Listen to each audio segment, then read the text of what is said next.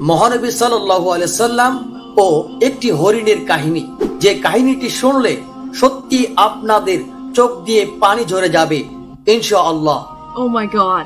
প্রিয় দর্শক মণ্ডলী, আমাদের আজকের এই গল্পটি মনোযোগ সহকারে শুনতে থাকুন। চলুন শুরু করা যাক। একদিন হযরত মুহাম্মদ সাল্লাল্লাহু আলাইহি ওয়াসাল্লাম জঙ্গলের পাশ দিয়ে যাচ্ছিলেন। তখন তিনি দেখলেন যে এক ইহুদি একটি হরিণকে বেঁধে রেখেছে।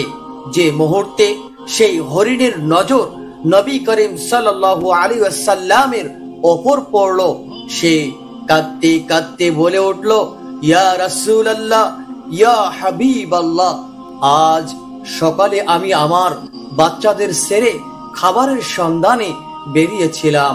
সেই সময় এই ইহুদি এসে আমাকে ধরে বেঁধে ফেলে। সকাল থেকে এখন পর্যন্ত আমি এভাবেই বন্দী। ইয়া রাসূলুল্লাহ, ইয়া হাবিবাল্লাহ, আমার ছোট্ট ছোট্ট বাচ্চা আছে। সকাল থেকে আমি তাদের দুধ খাওয়াইনি। তারা আমাকে না পেয়ে নিশ্চয়ই কতই না তারা কষ্ট করতেছে, চিন্তিত হয়েছে। হয়তো দুধ না পেয়ে তারা তাদের গলা শুকিয়ে ফেলেছে।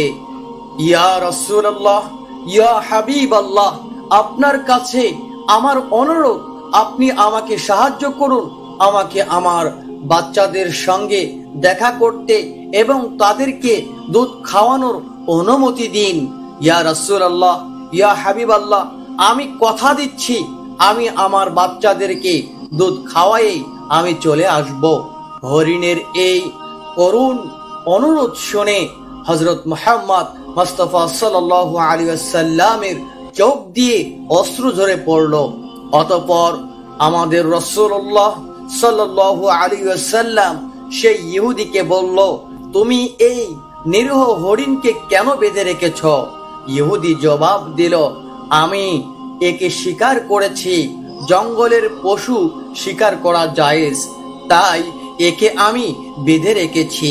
অতঃপর নবী করিম সাল্লাল্লাহু আলাইহি ওয়াসাল্লাম সেই শিকারীকে বললেন, তুমি কি দেখছো না যে এটি একটি মা হরিণী, এর স্তনে দুধ ভরা। সে তার বাচ্চাদের দুধ খাওয়াতে না পারার জন্য সে অনেক কষ্ট করছে, অনেক কষ্টে সে ছটফট করছে।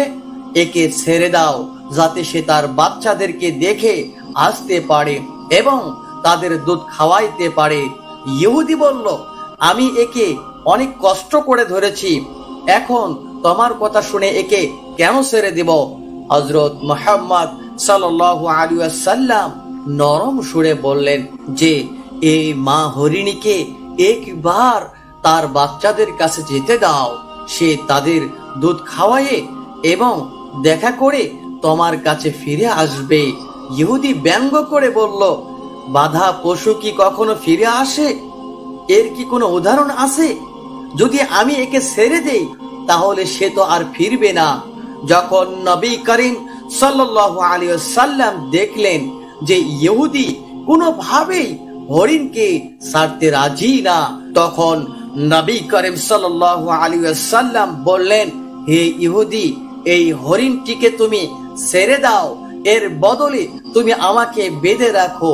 যদি সে ফিরে না আসে তাহলে তুমি আমাকে সারা জীবন বন্দি রাখতে পারো। ইহুদি বলল, ঠিক আছে, এক শর্তে আমি একে ছাড়তে পারি। যদি সে ফিরে না আসে তাহলে আমি তোমাকে সারা জীবনের জন্য বন্দি করে রাখবো। অবশেষে ইহুদি হরিণটিকে ছেড়ে দিল এবং হযরত মুহাম্মদ মুস্তাফা সাল্লাল্লাহু আলাইহি ওয়াসাল্লামকে সেই গাছের সঙ্গে বেঁধে ফেলল। মুক্ত হতেই হরিণটি দ্রুত জঙ্গলের দিকে ছুটে গেল। ইহুদি মনে মনে হাসতে হাসতে ভাবতে লাগলো, হরিণ আর কখনোই ফিরে আসবে না। এই লোকটিকে আমি সারা জীবনের জন্য বন্দি করে রাখবো। এর চেয়ে বড় বোকা মানুষ আমি আর দুনিয়াতে একটিও দেখি নাই। একটি জঙ্গলের পশুর জন্য সে নিজের জীবনের ঝুঁকির মধ্যে ফেলে দিয়েছে।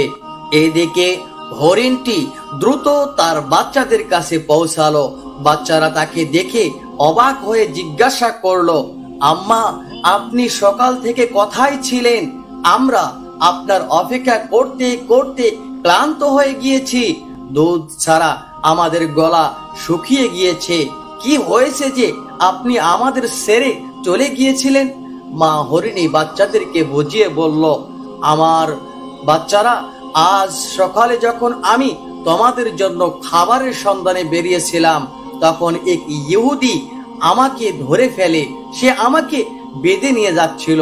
তখন আল্লাহর নবী হযরত মুহাম্মদ মুস্তাফা সাল্লাল্লাহু আলাইহি ওয়াসাল্লাম সেই পথ দিয়ে যাচ্ছিলেন। আমি তার কাছে তোমাদের অবস্থার কথা জানালাম এবং সাহায্যের জন্য আবেদন করলাম। হরিণটি আরো বলল, নবী করিম সাল্লাল্লাহু আলাইহি ওয়াসাল্লাম আমাকে সাহায্য করার জন্য নিজেকে সেই ইহুদির কাছে বন্ধক রেখেছে, যাতে আমি তোমাদের সঙ্গে শেষবারের মতো দেখা করে আবার সেখানে ফিরে যেতে পারি।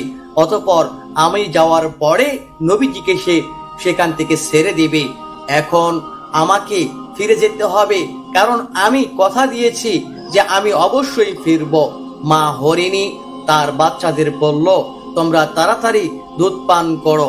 সেই নির্দয় ইহুদি আল্লাহর নবী হযরত মুহাম্মদ সাল্লাল্লাহু আলাইহি ওয়াসাল্লামকে না জানি কত কষ্ট দিচ্ছে, না জানি কত দুঃখ দিচ্ছে, তাই তোমরা তাড়াতাড়ি দুধ পান করো, আমাকে ফিরে যেতে হবে। অতঃপর সেই হরিণের বাচ্চারা এই কথাগুলি শুনে তাদের মা নবী করিম সাল্লাল্লাহু আলাইহি ওয়াসাল্লামকে যে কষ্ট দিয়েছেন, তাদের জন্য যে ইহুদির কাছে বন্ধক মহানবী সাল্লাল্লাহু আলাইহি ওয়াসাল্লাম নিজে হয়েছেন, এই কথাটা শোনার পর বাচ্চারা অনেক কাঁদতে লাগলো এবং বলল, আম্মা, আপনি কিভাবে ভাবতে পারলেন যে আমরা সেই নবীর উম্মত, যে নবীকে সারা দুনিয়া সৃষ্টি হয় নাই, সেই নবীর জন্য আমরা এই দুনিয়াতে এসেছি।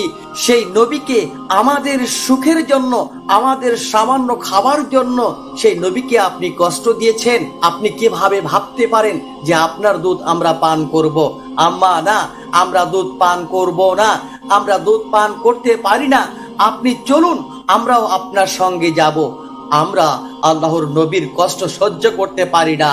তারপর মা হরিণী তার বাচ্চাদের নিয়ে নবী করিম সাল্লাল্লাহু আলাইহি ওয়াসাল্লামের কাছে ফিরে যাওয়ার জন্য রওনা হলেন।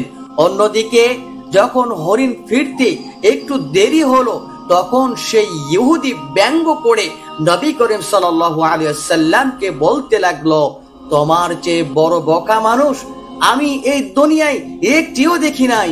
একটি জঙ্গলের হরিণের জন্য তুমি নিজেকে আমার কাছে বন্ধক রেখেছো। তুমি কি সত্যি ভাবছো যে সেই হরিণটি ফিরে আসবে? কিয়ামত পর্যন্ত সেই হরিণ আর ফিরে আসবে না, আর কিয়ামত পর্যন্ত তুমি আমার বন্দী থাকবে। এই কথা শুনে নবী করিম সাল্লাল্লাহু আলাইহি ওয়াসাল্লাম খুব নরম স্বরে বললেন, হে ইহুদি, একটু ধৈর্য ধরো, সেই হরিণ অবশ্যই ফিরে আসবে।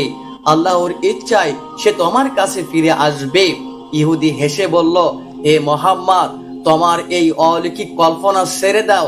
আমি নিশ্চিত ভাবে বলতে পারি যে সেই হরিণী কিয়ামত পর্যন্ত আসবে না। এভাবে আরো কিছু সময় কেটে গেল।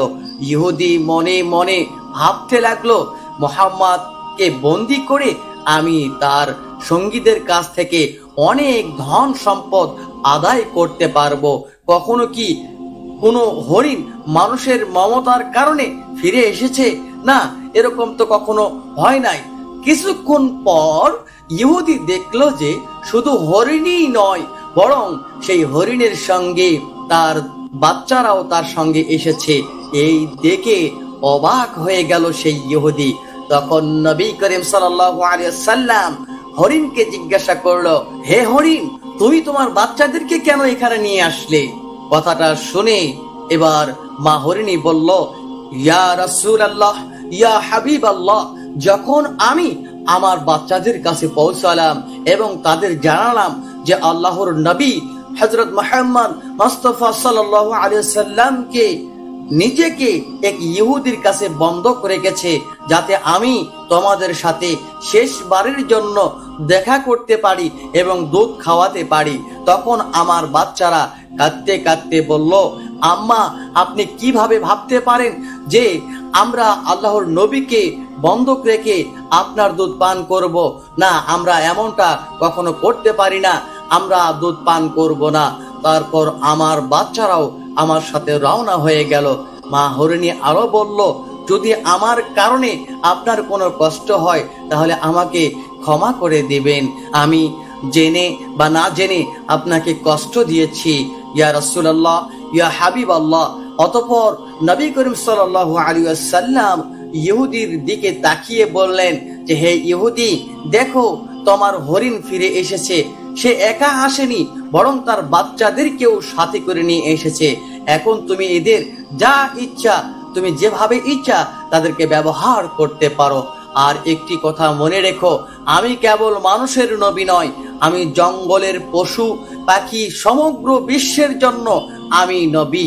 এই কথা বলে যখন নবী করিম সাল্লাল্লাহু আলাইহি ওয়াসাল্লাম চলে যেতে লাগলেন, তখন সেই ইহুদি পিছন থেকে ডাক দিলেন, ইয়া রাসূলুল্লাহ, ইয়া হাবিবাল্লাহ, আমি ওই হরিণীর বাচ্চাকে আমি চাই না।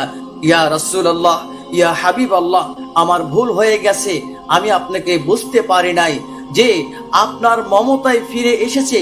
আমি বুঝে গেছি যে আপনি আল্লাহর সত্য নবী।